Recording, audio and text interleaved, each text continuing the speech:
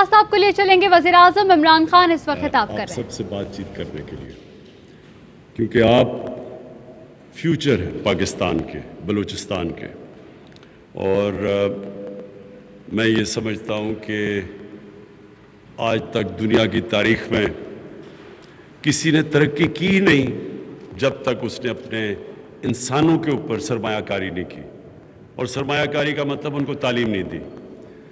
تو آپ اس شہر سے ہیں، ہو سکتا ہے آپ باہر کے شہروں سے آئے ہوں، لیکن یہ جو یونیورسٹی اس شہر میں ہے، جو کہ ایک بڑی پرانا شہر ہے، اور میں آج کہہ بھی رہا تھا چیف منسٹر صاحب کو اور بلوچستان کے جو کیبنٹ کہ یہ میں سارا پاکستان دیکھا ہے، لیکن میں نے نہیں سمجھا تھا کہ ایک تربت جیسا شہر اتنی عمر میری ہوگی اور میں پہلی دفعہ آیا ہوں، کیونکہ اس کی تاریخ ہے. اور میں نے اوپر سے جو جہاز میں بھی دیکھا، یہ ایک بڑی ایک ایسا شہر ہے جو ریگستان کے اندر ایک صحرا ہے، جس کے اندر پانی ہے اور پوٹینشل ہے گروتھ کا، اور پھر یہ ڈیم ہے آپ کی. اب آپ کے لیے دیکھیں، اللہ نے انسان کو اشرف المخلوقات بنایا ہے. اللہ نے انسان کے اندر اتنا پوٹینشل دیا ہے کہ اللہ نے فرشتوں کو کہا کہ انسان کے سامنے جھکو. اور جب شیطان نے کہا کہ یہ انسان تو مٹی کا بنا ہوا ہے، تو اللہ نے شیطان کو کہا کہ تمہیں نہیں پتا، فرشتوں کو کہا تمہیں نہیں پتا کہ میں نے اس کو کتنی طاقت دی ہے، یعنی کہ نالج دی ہے. سو اصل انسان کا جو ہمیں ڈسٹنگوش کرتا ہے دوسری اللہ کی مخلوق سے، وہ سب سے پہلے نالج. اور اس لیے نبی صلی اللہ علیہ وسلم نے کہا کہ علم کو ڈھونڈو جب سے آپ پیدا ہوتے ہو اور جب تک آپ قبر پہ نہیں جاتے. ایک مسلسل جدوجہد ہے علم کی تلاش میں.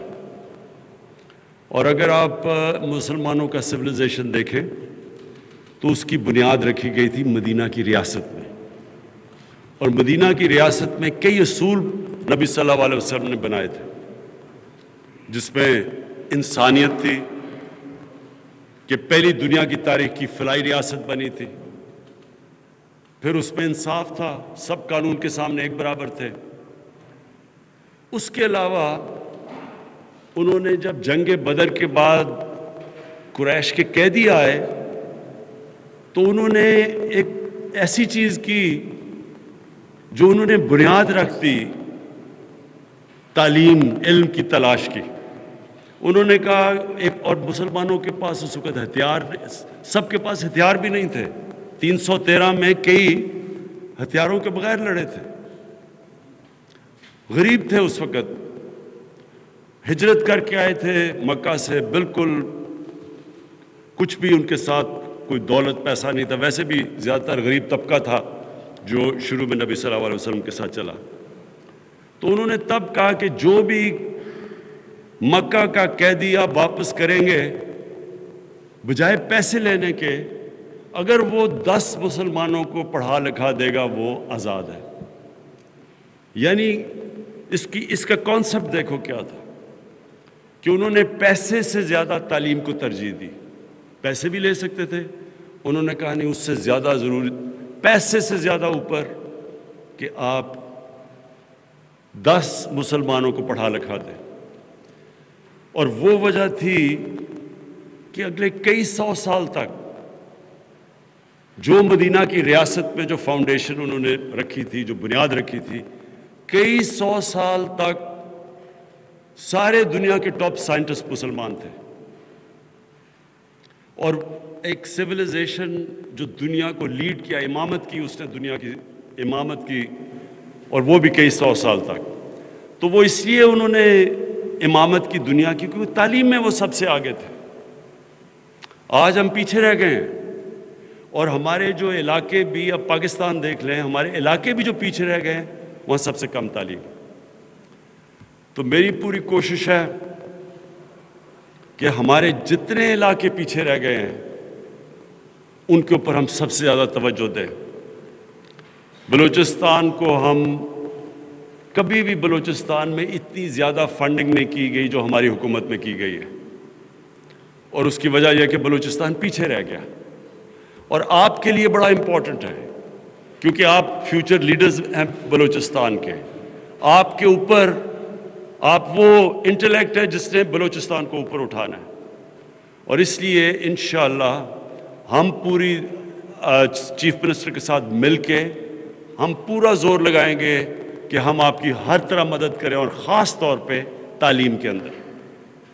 اب ایک اور بھی دنیا میں بڑا انقلاب آ رہا ہے, اور وہ information technology, information communication technology کی ریولوشن. یہ کتنا بڑا انقلاب ہے کہ اس سے اب کہیں بھی بیٹھے بیٹھے آپ لوگوں کو تعلیم دے سکتے ہیں. کرونا کے اندر کیا ہوا کہ کیونکہ سوشل ڈسٹنسنگ تھی اور لوگوں کو گھروں میں بند کیا, یورپ میں خاص طور پہ کافی دیر تک, تو جو اس کا استعمال ورچوئل ایجوکیشن کا استعمال ہوا, ہم نے بھی کیا پی ٹی وی کے ذریعے دور دراز لوگوں کو لیسنز دینے شروع کیے. لیکن اب یہ اور دنیا اس طرف چلی گئی ہے کہ اب ضروری نہیں ہے کہ آپ کو شہروں میں جا کے تعلیم لینا. اب ہمارے پاس وہ اب ٹیکنالوجی آ گئی ہے کہ ہم لوگوں کو دور دراز علاقوں میں تعلیم دے سکتے ہیں. لیکن اس کے لیے بھی ضروری ہے کہ آپ کا ایک انٹلیکچوئل بیس تیار ہو بلوچستان میں. اور اس لیے میں پھر سے کہتا ہوں کہ ہم پوری انشاءاللہ آپ میں انویسٹمنٹ کریں گے. میری جو آخری بات اب سب کے لیے وہ یہ, اچھا پہلے تو میں پنجاب کے چیف منسٹر, انہوں نے کہا ہے کہ ہم پنجاب اور پنجاب کے چیف منسٹر کو میں اس لیے داد دیتا ہوں کہ یہ اسپیشل توجہ, پنجاب سب سے بڑا صوبہ ہے, انہوں نے بلوچستان میں خاص طور پہ آ کے انویسٹمنٹ بھی کر رہے ہیں. ہاسپٹل میں بھی کیا انہوں نے انویسٹمنٹ, اور اب یہ انہوں نے کہا کہ جو اسکالرشپس ہیں وہ اب تک 185 تھی, 135 تھی, اور اب ان کو بڑھا کے ہم 360 کرنے لگے ہیں.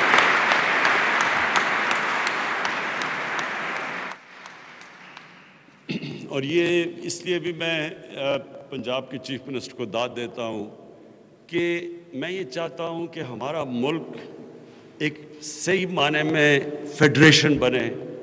سب کو احساس ہو کہ بلوچستان اگر ترقی کرے گا تو پاکستان ترقی کرے گا, پاکستان ترقی کرے گا تو بلوچستان ترقی کرے گا, تاکہ ایک یہ احساس ہو کہ ہم سب اکٹھے ہیں. میں صرف آپ کو جو آخری بات کہنا چاہتا تھا وہ یہ, اور وہ ادھر سے جو میں نے شروع کی تھی بات کہ اللہ نے انسان کو اشرف مخلوقات بنایا, سب سے عظیم مخلوق.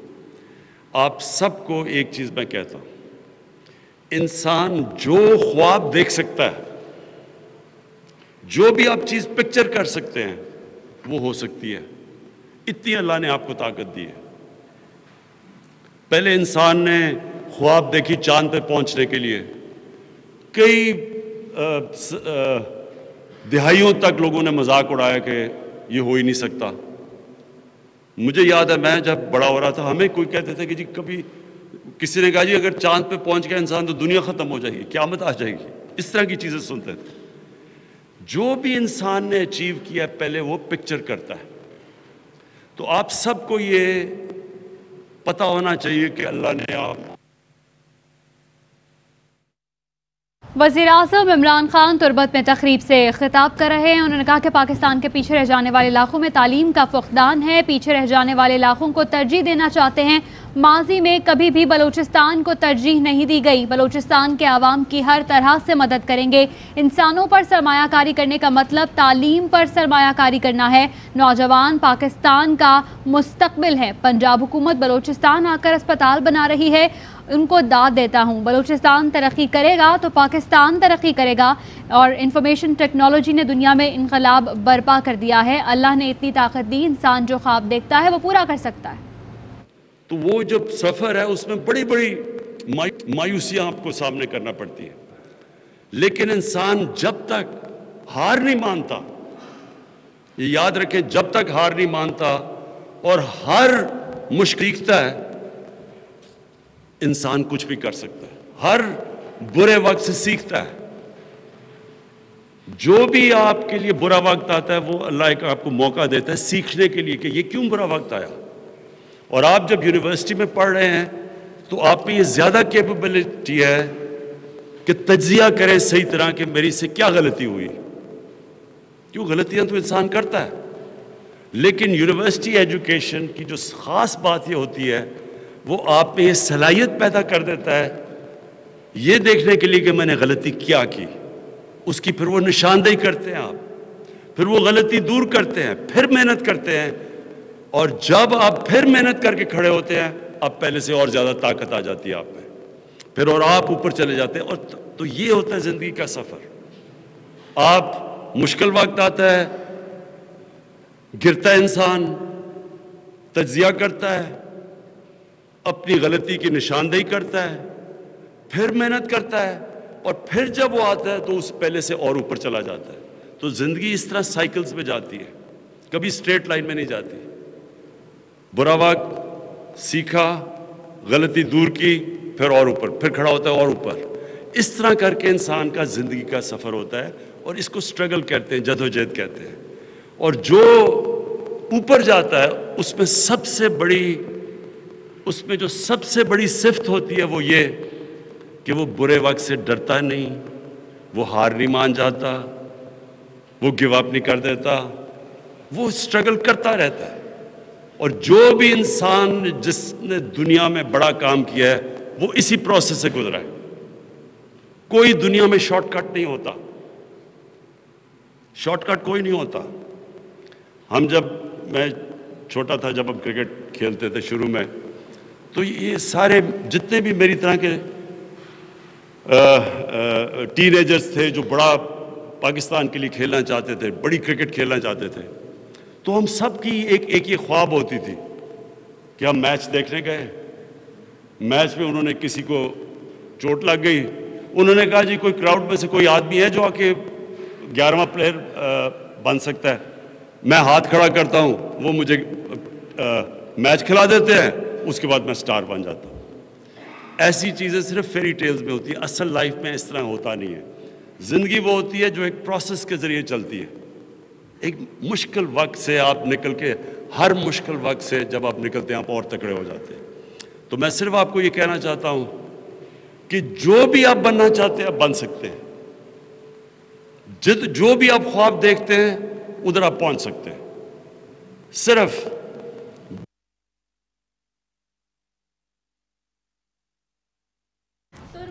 دارالاحساس اور وسیلہ تعلیم پروگرامز کی افتتاحی تقریب جاری ہے. وزیر اعظم عمران خان خطاب کر رہے ہیں. اور وہ مرزا غالب کا شعر ہے کہ مشکلیں اتنی پڑی مجھ پہ کہ آسان ہو گئی. وہ آپ کی مشکلیں آسان ہوتی جاتی ہیں, پھر آپ کو آج مشکل لگتی ہے وہ مہینے کے بعد وہ آپ کو مشکل نہیں لگے گی. تو آہستہ آہستہ یہ ہے زندگی کا سفر. اور آپ کے لیے میں پھر سے کہ آپ کو اللہ نے بڑا زبردست موقع دیا ہے. آپ کا صوبے کے اندر ضرورت ہے, آپ کی اس صوبے کے اندر خاص طور پہ پڑھے لکھے لوگوں کی ضرورت ہے جو کہ لیڈرشپ دیں اس صوبے کی. اور انشاءاللہ مجھے یہ پورا امید ہے کہ آپ خود بھی اوپر جائیں گے اور بلوچستان کو بھی اوپر لے جائیں گے. جی